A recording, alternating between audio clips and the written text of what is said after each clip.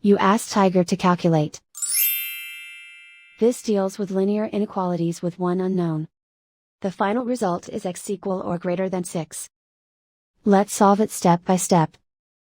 Group all constants on the right side of the inequality. Subtract 17 from both sides.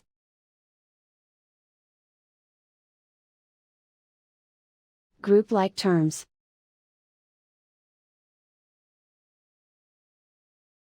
Simplify the arithmetic.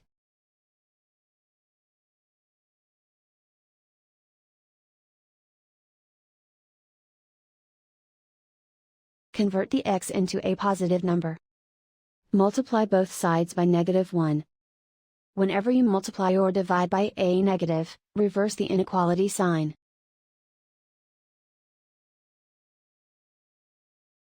Remove the ones.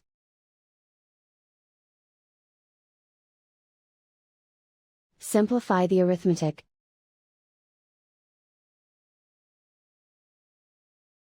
Plot the solution on a coordinate grid.